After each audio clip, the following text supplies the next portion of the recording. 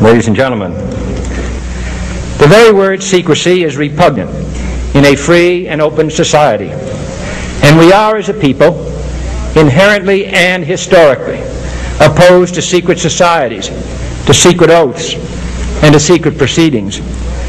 We decided long ago that the dangers of excessive and unwarranted concealment of pertinent facts far outweighed the dangers which are cited to justify it.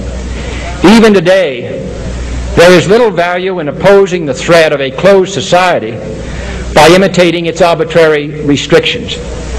Even today, there is little value in ensuring the survival of our nation if our traditions do not survive with it.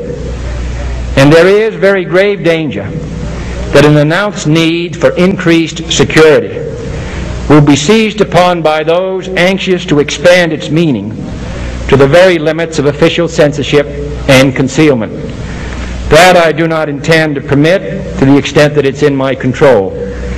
And no official of my administration, whether his rank is high or low, civilian or military, should interpret my words here tonight as an excuse to censor the news, to stifle dissent, to cover up our mistakes, or to withhold from the press and the public the facts they deserve to know. For we are opposed around the world by a monolithic and ruthless conspiracy that relies primarily on covert means for expanding its sphere of influence, on infiltration instead of invasion, on subversion instead of elections, on intimidation instead of free choice, on guerrillas by night instead of armies by day.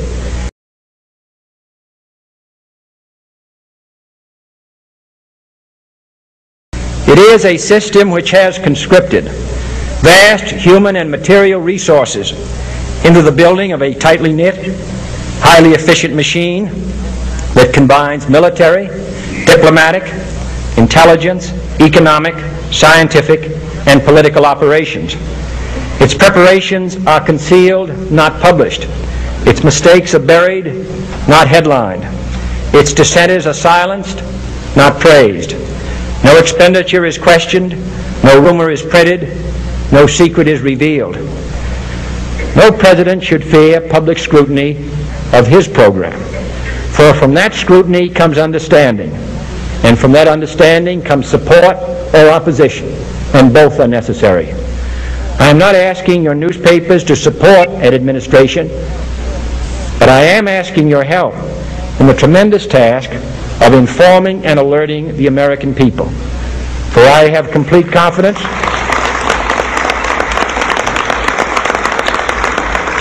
in the response and dedication of our citizens whenever they are fully informed.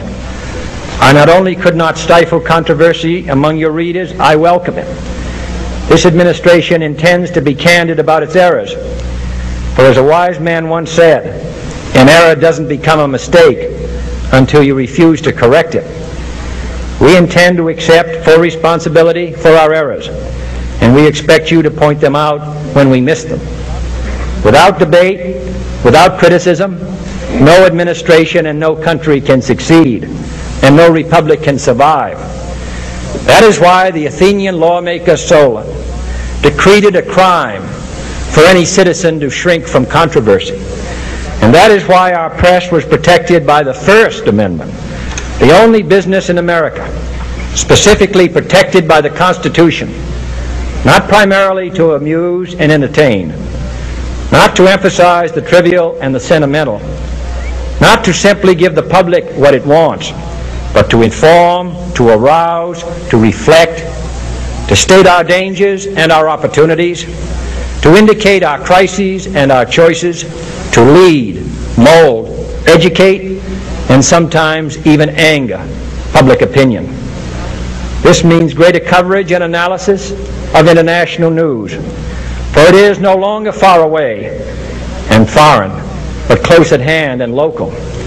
It means greater attention to improved understanding of the news, as well as improved transmission. And it means, finally, that government at all levels must meet its obligation to provide you with the fullest possible information outside the narrowest limits of national security.